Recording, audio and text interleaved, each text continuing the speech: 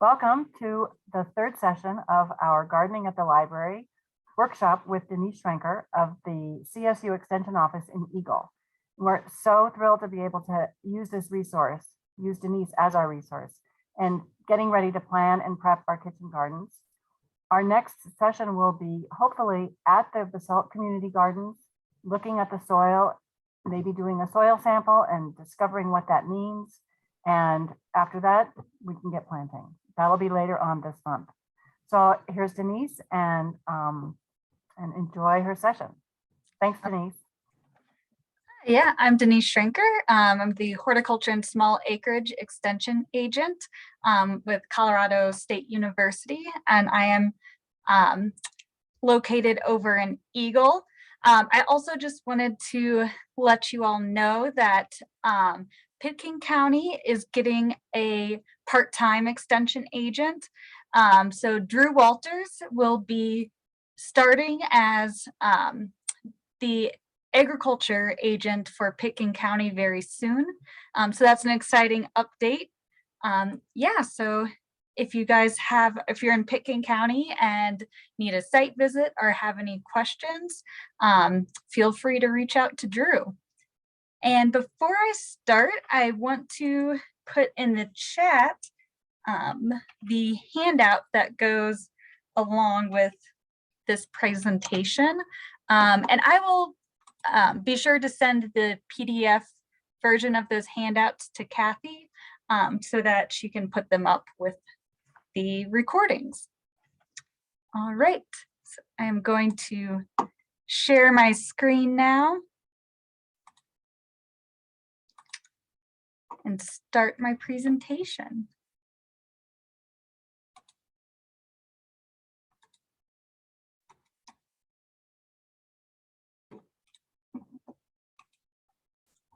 All right, let's see.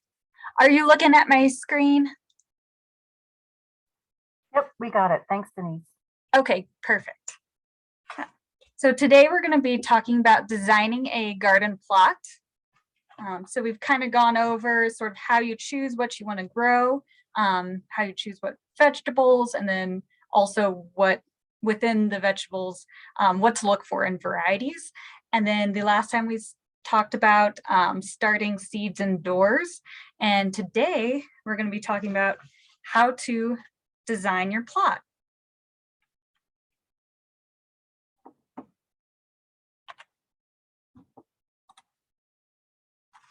All right. So when you're first getting started, there's a couple things you need to figure out. First thing, just the dimensions of your plot.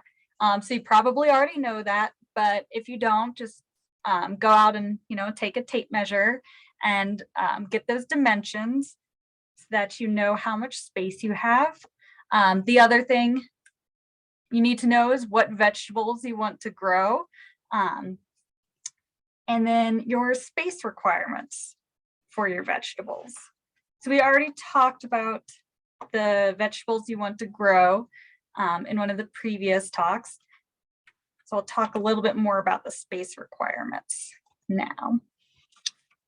So if you're wondering where you find that information, it's always going to be on your seed packet. So you can just look on the back of your seed packet. But also, if you don't have your seed packets yet and you just need some general guidelines for planting purposes, you can go to the vegetable planting guide. And the link to that, the link to all the resources is in the handout that goes along with this talk. I'll show you real quick what that looks like. So if you scroll down to this vegetable planting guide table,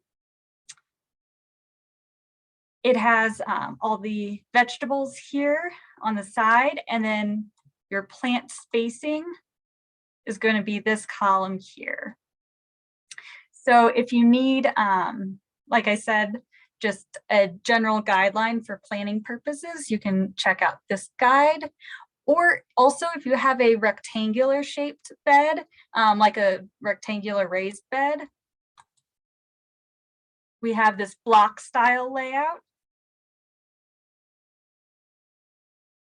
And so here we have this suggested spacing for block style layout. And so that works best in them. Well, you can do it in any shaped bed, but this one was specifically for rectangular beds, but square works just fine too. But that's got your suggested spacing for vegetables there. Yeah, so if you don't have your veggie packets yet, you can use these two guides to help plan.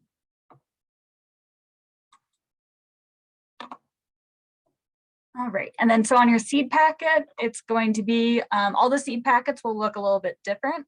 On this one, it has it right here. So seed spacing, you have one seed every 4 inches. So within your row, that means you'll have 1 seed, 4 inches, 1 seed, so on. And then your rows, so your actual lines of plants will need to be at least 18 inches to 24 inches apart.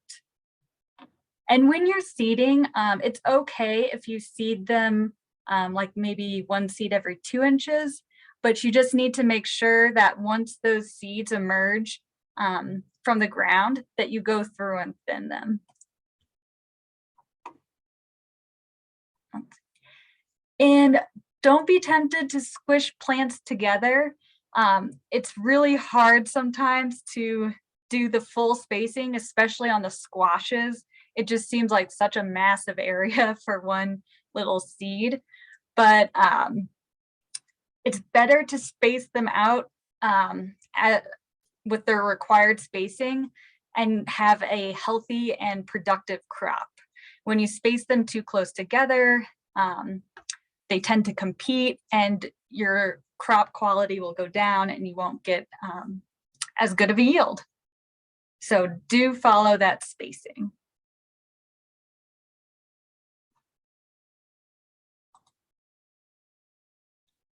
All right. And then so your next step, you know kind of how far apart your veggies need to be placed. You've decided what vegetables you want to plant, and you know your plot dimensions. So now it's time to sketch it out. I find it easiest to use graph paper because it helps you scale things correctly. And on standard graph paper, each little box is 1/4 inch by 1/4 inch. There are also free virtual graph paper options. So if you don't have any at home and you don't want to go buy some, you can use one of these websites to plot out your garden online. Something that is easy to forget, don't forget to leave room to walk through your garden. You need to be able to harvest easily. So if you have just every square inch packed full of plants, it's going to be really hard to tiptoe around them without accidentally stepping on some of them. So leave yourself a little walkway if your plot's really wide. And so general rule of thumb is that you don't want to keep your planting width no wider than 4 feet, as long as it's accessible from both sides. And that's kind of about on average how far people can easily reach across. So 4 feet and then put an aisle. It's kind of going to be your general guidelines there, because it just gets really hard to reach in and harvest when it gets wider than that. And then on the next slide, we're going to look at an example plot that I sketched out.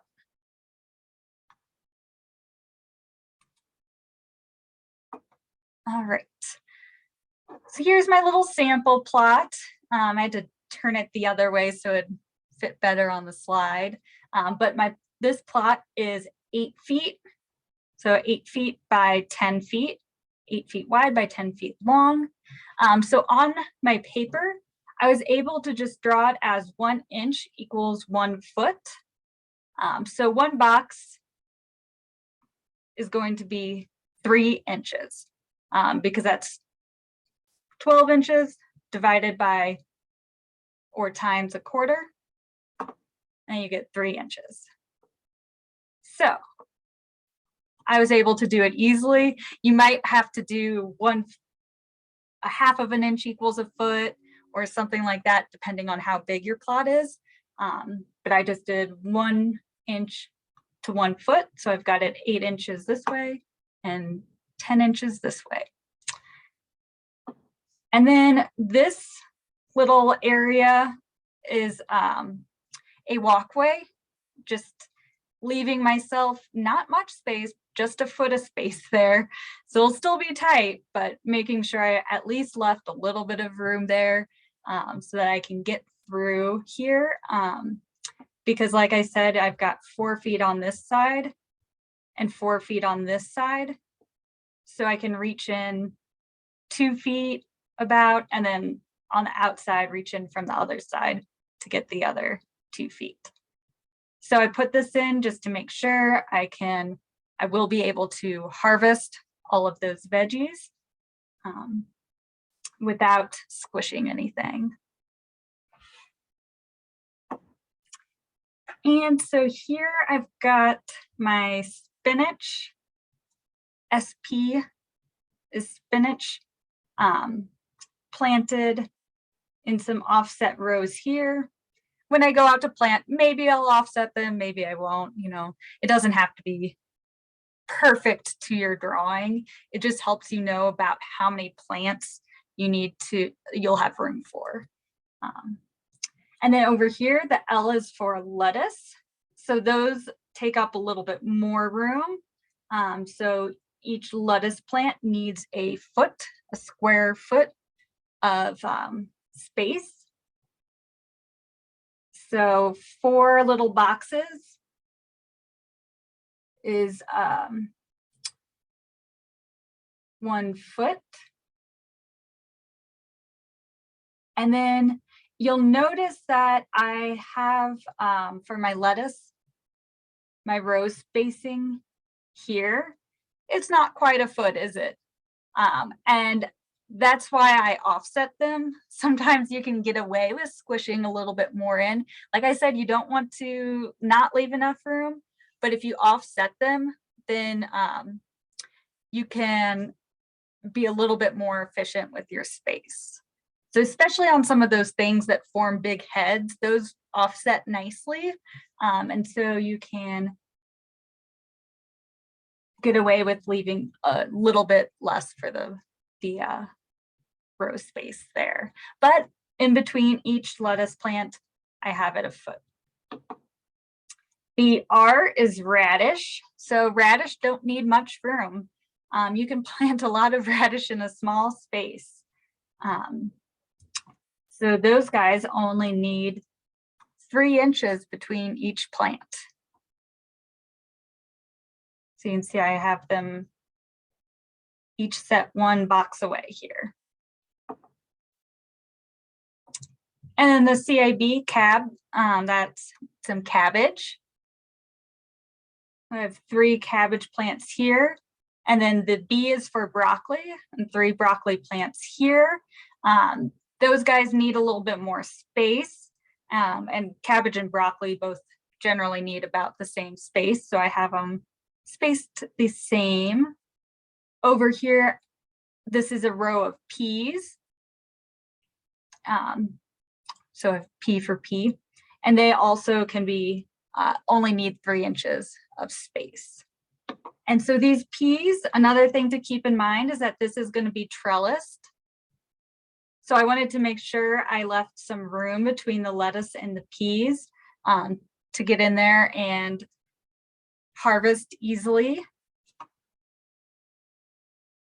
Oh, so I've got some onions here. And so when I was drawing this, I kind of started with these veggies that I'll be planting first. So the spinach and the radish, lettuce, cabbage, peas, onions, and broccoli all can tolerate cold weather well. And they also have closer spacing. So I sort of put them together. And then over on the other side, it moves into the more of my warm seasons. And I also did this because the spinach and the radish, this whole area is going to be finished pretty quickly.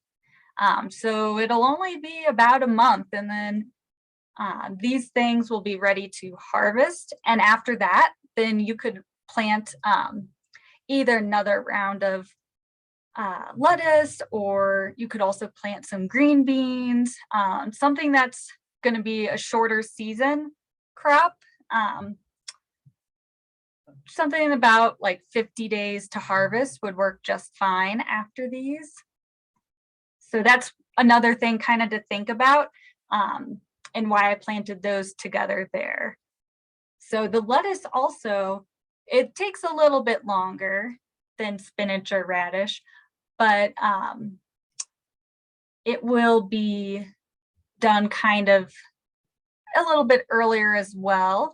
And so after the lettuce, you could plant another short crop, like you could do a round of radish or spinach, or another round of quick lettuce.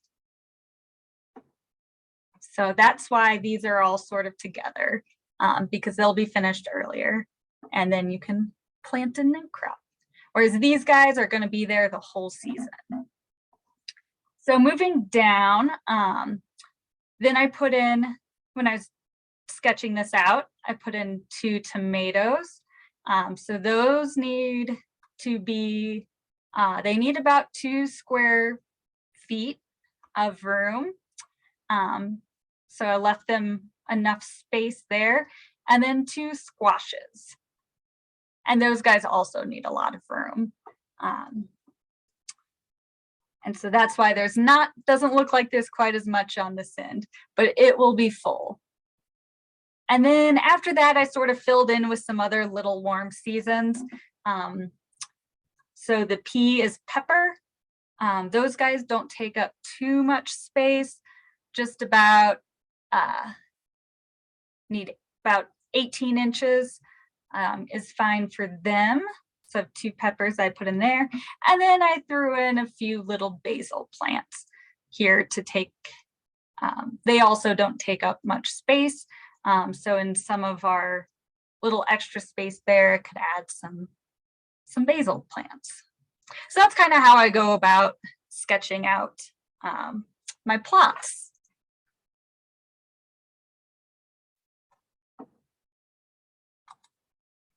And then CSU Extension, we have some ready-made plots.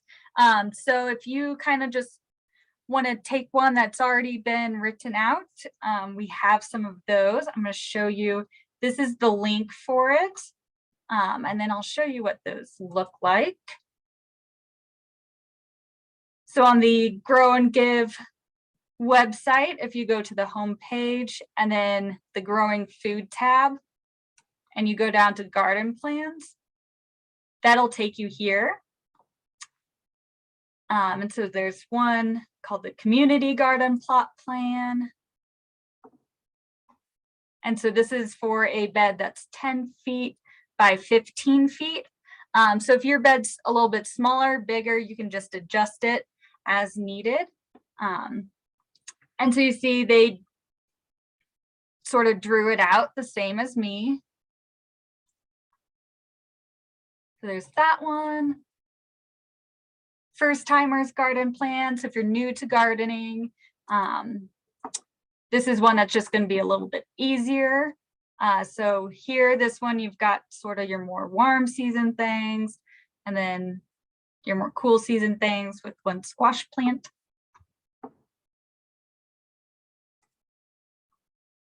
Got a high altitude salad garden, squash soup garden, succession planting. So this one's a little bit more complicated because it's taking into account that that temporal factor. So what you're gonna follow up your short season plants with. So like your spinaches and radish. A raised bed. So if you have, this is one's for just a sort of typical 3-foot wide raised bed. And then if your plot's longer than 10 feet, you know, you can add on extra plants at the end, of course, or if it's shorter, you can choose to take out some plants.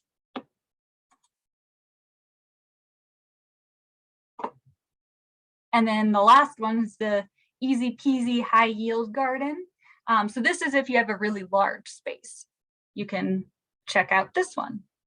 So if you don't really want to draw it out yourself, or that seems intimidating, you can go ahead and just use one of these pre-laid out plans.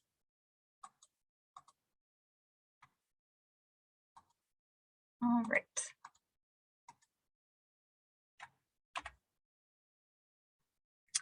So after you've kind of got it all sketched out and designed, then you need to know when you're going to be seeding. And there's a couple different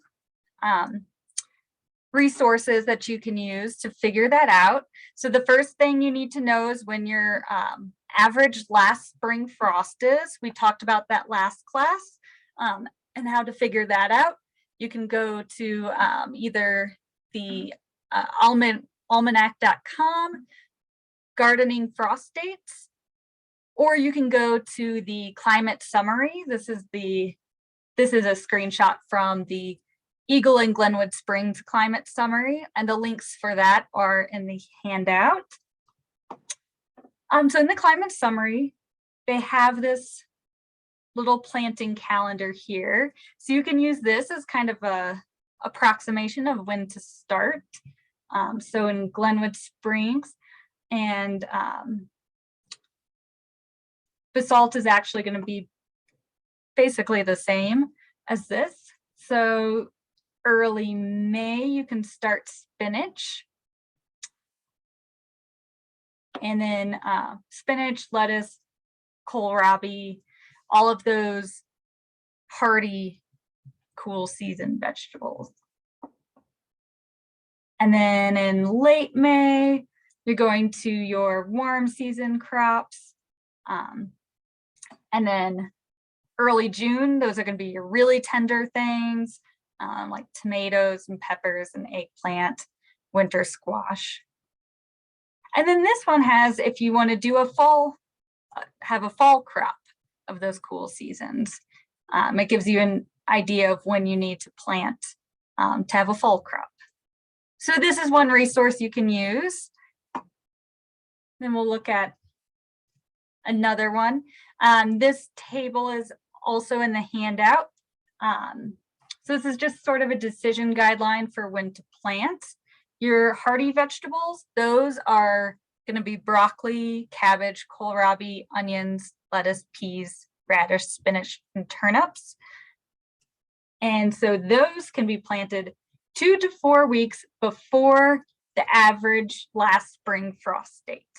So you know you've figured out when that is already. You can plant these vegetables 2 to 4 weeks before that date. Their most favorite growing temperature is 60 to 80 degrees Fahrenheit, but they will grow at a minimum of even 40 degrees. So, and they can survive light frost. So down to 30 to 32 degrees, these guys will be just fine. And if it's going to be down to 28, you might want to give them a light frost protection. So throw a little sheet or blanket over them if it's going to drop down to 28 or below. They'll survive, but they'll need a little help. And then we have our semi-hardy vegetables. So those guys are beets, carrots, cauliflower, parsley, potatoes, and Swiss chard. And this information, don't worry, it's all in the handout. And those you can plant 0 to 2 weeks before your average frost date. They also like about 60 to 80 for daytime growing temperatures, but their minimum daytime growing temp is about 40 to 50 degrees. And for surviving frost, possibly if it's down to 32, just 32, then they will survive. But if it drops below that, then it gets pretty questionable. So if it's going to drop down to 32, go ahead and throw a blanket or some kind of protection over them. And then we have our tender vegetables. So those are our beans, celery, corn, cucumber, and summer squash. And those guys you want to plant at your average last spring frost date. And you should still definitely look at the weather forecast and see what it's doing around when you are planning on planting. If we're gonna get a really cold snap or a bunch of snow, you should probably hold off. So use your average last spring frost date, but also look at the weather forecast. And their preferred daytime growing temperature is 70 to 95. They will tolerate 55 degrees daytime growing temperature. They won't do a whole bunch at that temperature, but they won't die. And these guys will not survive frost. So they must have frost protection. And they actually, so 55, if it drops below 50 at night, even they don't grow at night. They just kind of hang out. So these guys really like warmer weather. And then the very tender veggies, got lima beans, eggplant, pumpkin, pepper, winter squash, tomatoes, those guys. And then for them, you would like to wait until 2 weeks after your average last spring frost date. They're around 70 to 95 for the ideal temperature, but they'll deal with 60 degrees, and they also will not survive frost. So if it is going to frost, then they need a pretty heavy frost protection. But look at your calendar and make sure that it doesn't look like any frost is predicted, and that you're past all fear of frost before you plant these guys. So another way to find out when to plant is just to look on the seed packet. It'll say on there too. So for this one, it says 1 to 2 weeks after your last frost, or when the soil temperature is 65 degrees or warmer. And then for this one, for the outdoor sowing, says you can direct sow after the danger of frost has passed. So that's after you've reached that average last frost date. So if you don't want to use any of those other two resources, you can also just look on your seed packet and see what they recommend. So sometimes we can't fit all of the veggies we want in our plots. So you could try succession planting. So here's just an example kind of what that is. This succession planting is when you plant a new crop after harvesting your first crop. So for example, if you're planting spinach at the end of April, that's pretty early, but if you just want to get them right out there early and see how it goes, you can. And then harvest will be about the end of May, possibly early June, depending what the weather in May ends up being. And then after that, you can plant a warm season crop at the beginning of June. So this is a way to take advantage of those quick, short season crops that tolerate cold well and get more out of your plot. And then so I have just a little succession planting planner that I want to show you here. So this is just kind of helpful for planning purposes to try to figure out if you can get another crop after your first one. So I'm going to show you how to use this. So in this vegetable variety column, you just write what vegetable it is that you're planting, and then the days to the maturity. And I tend to add at least 7 days onto what's listed on the seed packet. Usually I'll add 10 days extra just because the what's listed on the packet, it always takes longer here in our climate than what it says on the package. So I just go ahead. I know it's going to take longer than it says. I'm just going to add 10 extra days just to be on the safe side. So this spinach said it was going to be done in 25 days. Said no, it's going to be at least a month. So I added 10 days for 35 days to maturity. First planting date. So if you're using it for planting purposes, you can just write in what day you plan to plant.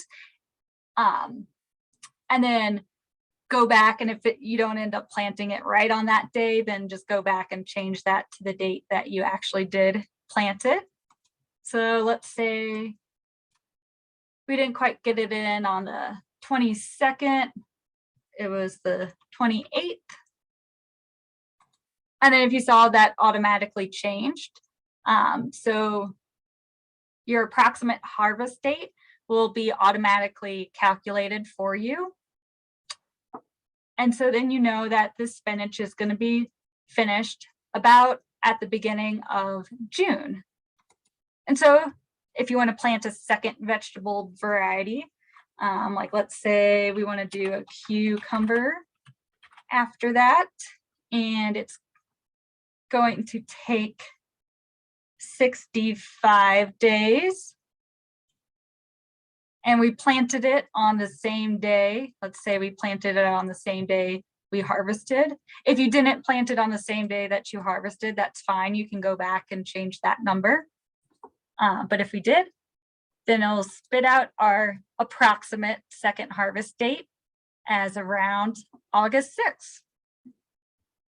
So you can use this little calculator here just to kind of help you figure out if you can get a second crop in to help you plan that out.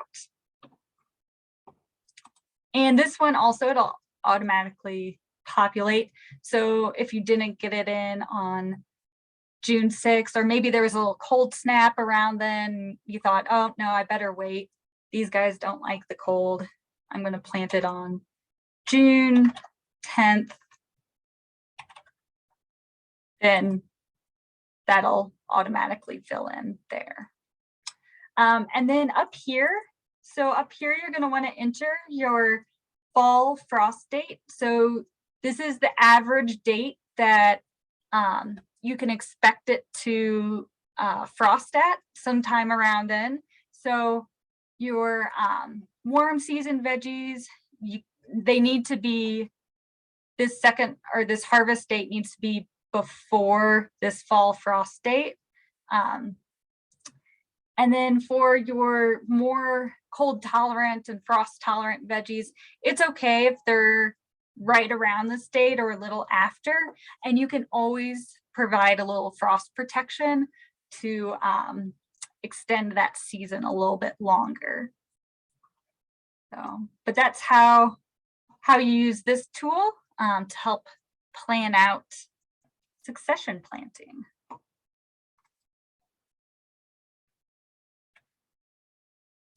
And then another thing you can consider if you want to extend the time period of your harvest, so extend your harvest out over a month or two, then you can try planting in rounds.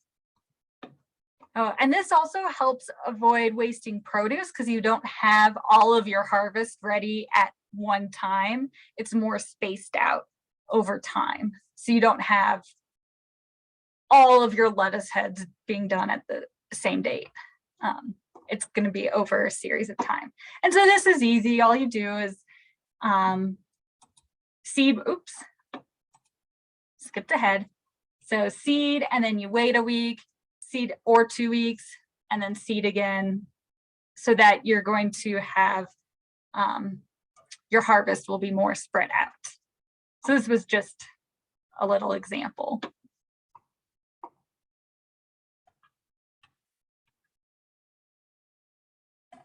So now I just want to go over what to look for if you're not starting your plants indoors and you're going to be buying transplants, what to kind of look for when you're buying those. So this is kind of a ideal little tomato plant here. We've got a nice strong stem. There aren't any, you don't want a lot of roots on the soil surface. So if there's a lot of roots on the soil surface, then that can indicate that that plant has been in that pot for way too long and it's kind of pot bound. So those pot bound plants will just take longer to recover and they're just not quite as healthy.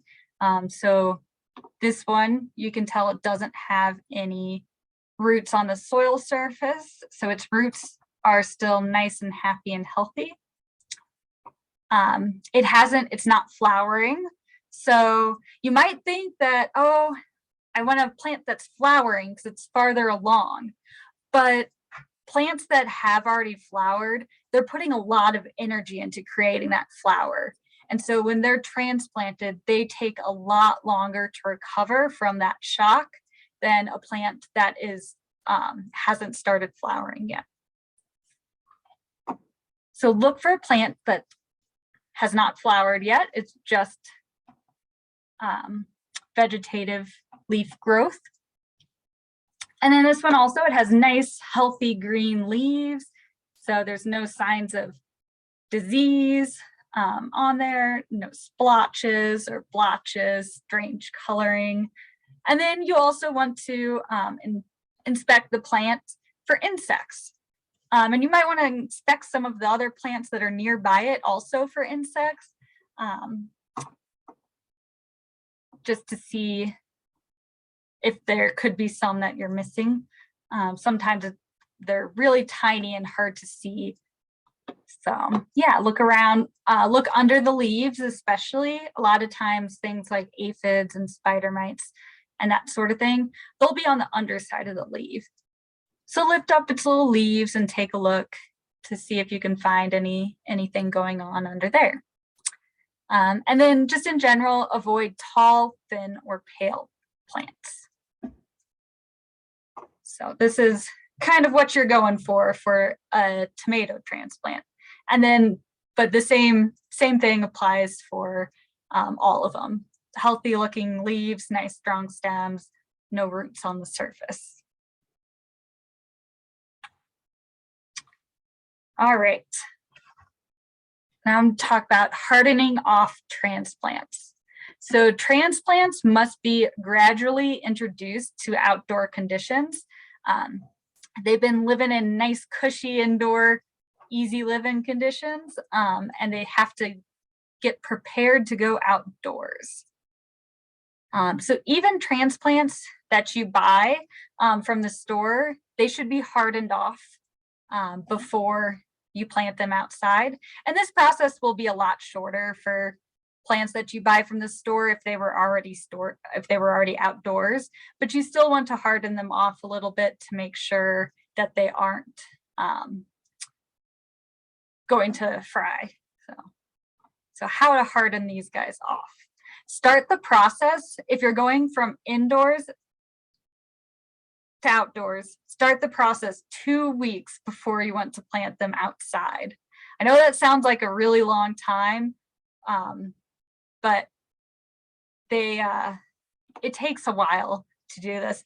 And I have killed a lot of transplants by not taking long enough to harden them off. So the first day, place them outside. You can place them outside in direct sunlight, but protected from the wind for 30 minutes. That's it. Or if you want to place them in a partially shaded area, you can put them outside for a little longer, like an hour. But if they're going in direct sunlight, 30 minutes is about all they can handle. I know that sounds like such a short time, but I have killed a lot of transplants. So 30 minutes is a good safe amount of time for them to be outside. And don't forget about them. This is usually what I do. I put them out and then I go and start working on something else and I get distracted and oh my gosh, it's been an hour. I come back and my tomatoes are sunburnt and fried. So set a timer. Set yourself a timer so that you do not forget your plants. Yeah, even 1 to 2 hours in direct sunlight can kill a transplant that's coming straight from indoors to outdoors. And yeah, when you're first moving them outside, put them in a place that's a little bit sheltered. You don't want it to be in a really windy area. You want it to be a little bit sheltered. Is there any time of day that's better than another when you start? Yeah, so generally morning is a little bit better because it's not quite as hot. If it's a cool day, then it doesn't matter quite as much. But if it's going to get hot that day, then put them out in the morning. Yep. And then so you're going to gradually increase the time spent outdoors over those 2 weeks. And you can also slowly introduce harsher conditions, like putting it in a less protected area where it might get a little bit of wind. And then be moving them inside at night if the temperatures are going to drop below freezing. The other thing with hardening off is don't forget to water them. They're going to dry out a lot faster when they're exposed to the direct sunlight and wind and outdoor conditions than they are inside. So don't let them accidentally dry out too much. The soil should be kept moist.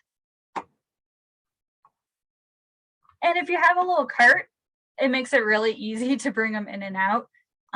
Or you could just put them out like on a table, on the deck, something like that.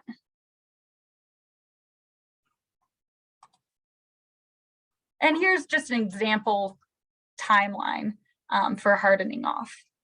So days 1 and 2, I'm gonna leave them out for about a half hour in direct sunlight, protected from wind, and bring them in at night. Days 3 to 4, increasing that to an hour, again, protected from wind and bringing it in at night. Then we're going up to 2 hours. And then 7 and 8, we're up to 4 hours. Still protecting it from wind. But about then you can leave it out at night, and that asterisk is for if the temperatures are above freezing. So plants are a little more, they're more tender and more sensitive to frost and cold temperatures when they're in their little pots, since those roots are more exposed. Or you could leave them out overnight in like a more protected area like a garage. And then we're up to 5 hours of direct sunlight. And here you might want to setting it out maybe like where you want to plant it eventually. So it's getting used to maybe the wind that it will be experienced there. And then again, leave it out at night if it's not going to freeze. Then we're up to 6 hours. And then on our last day, we'll get up to 8 hours of direct sunlight. And so most veggies like 8 to 10 hours of direct sunlight. So once we're up to here, then this little plant is ready to go in the ground.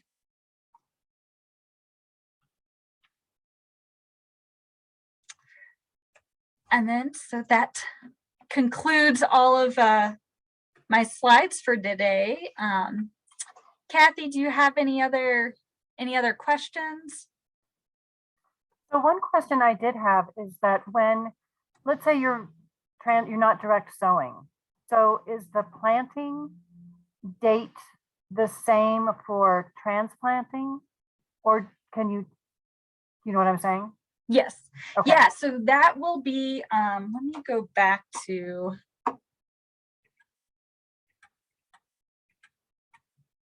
those slides.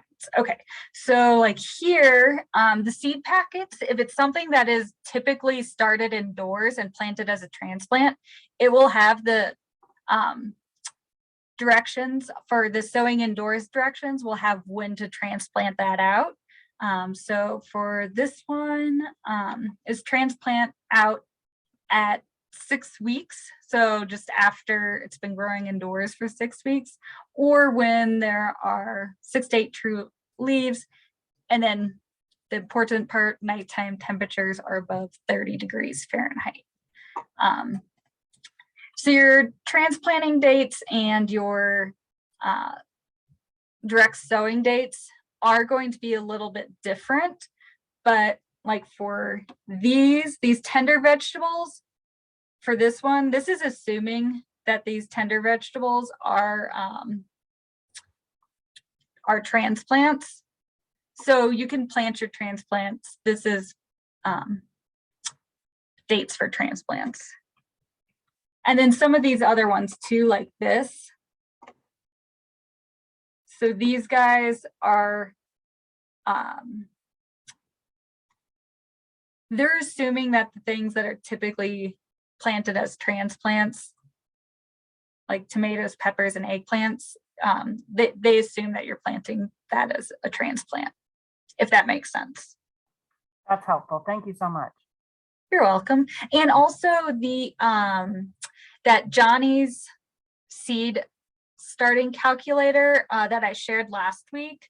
So that one has both. It has for all the transplants when you should set that out as a transplant. So if you're not sure, like on your broccoli or something, you have a little broccoli start and you're not sure if that date is correct, you can go and look at that Johnny's seed date starting calculator, and that will tell you when to set out the transplant. But it'll also be on the packet. So. Okay, great. Denise, thank you so much. This was so helpful. I learned so much. Good. And I also don't feel so bad about my transplants. Yeah, I always think, I'm like, oh, it'll be fine. It's just an hour. And then I come back and I've fried them. Like, oh my gosh. So yeah. It's a quick hour. Yeah. Well, or I forget about them. Exactly. So yeah, timer is good. All of the sessions that we've had so far, the 3 sessions will be, some are already up on our website, and this one will be added to it along with the handouts. Our next session, as I mentioned earlier, will be in person at the Basalt Community Gardens, and it's on Earth Day, which is a nice way to celebrate Earth Day. We'll also have kitchen garden seed packets available then, and we'll be meeting at 2 o'clock on April the 22nd, which is another Friday. So yeah. Thank you all for joining us. Denise, thank you for your time and for putting together all these great resources. I know that I personally use the CSU Extension site all the time. It's so helpful. It's clear. It has the best information, and I really appreciate all that you guys do over there. Oh, you're welcome. And thanks for hosting these. You bet. We'll see you in a couple weeks. Yeah, I'll see you on Earth Day. All right. Take care. Bye. Bye.